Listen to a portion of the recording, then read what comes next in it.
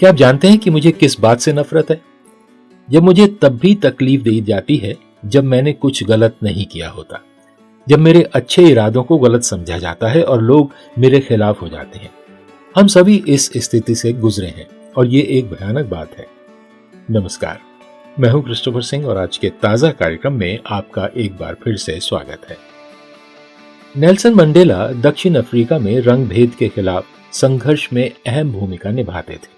हालांकि उन्होंने शुरू में अहिंसक प्रतिरोध की वकालत की, लेकिन बाद में उन्होंने 1960 के भयानक शार्पविल नरसंहार के जवाब में अफ्रीकी राष्ट्रीय कांग्रेस की सशस्त्र शाखा का सह स्थापना की।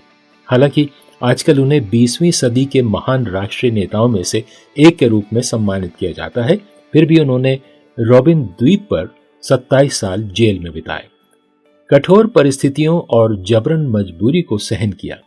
मैं उस जगह पर गया हूं, मैंने उनकी छोटी सी जेल की कोठरी देखी है और मैं आपको बता दूं, ये बहुत ही बदसूरत है।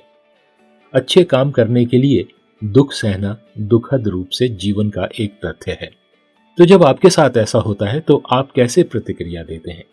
बाइबल में लिखा है, पहला पतरस उसका 3 अध्याय 19 से 21 वचन में, आप में से किसी को तब भी दुख उठाना पड़ सकता है जब आपने कुछ भी गलत नहीं किया हो।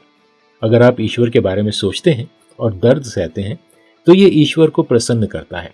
लेकिन अगर आपको गलत काम करने के लिए दंडित किया जाता है तो उस दंड को सहने के लिए आपकी प्रशंसा करने का कोई कारण नहीं है। लेकिन अगर आप अच्छे काम करने के लिए पीड़ित हैं और आप धैर्य रखते हैं तो ये ईश्वर को प्रसन्न करता है। यही वो है जिसके लिए आपको चुना गया था। मसीह ने आपको अनुसरण करने के लिए एक उदाहरण दिया है। उसने आपके लिए दुख सहा, इसलिए आपको भी वैसा ही करना चाहिए जैसा उसने किया। हर परिस्थिति में, चाहे वो अच्छी हो या बुरी, हमें एक निर्णय लेना होता है और जब जीवन अन्यायपूर्ण होता है तो ये वास्तव में एक कठिन निर्णय होता है।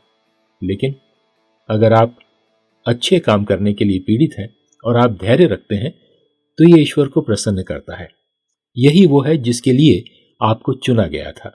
यीशु ने आपको अनुसरण करने के लिए उदाहरण दिया। उसने आपके लिए दुख सहा, इसलिए आपको भी ऐसा ही करना चाहिए।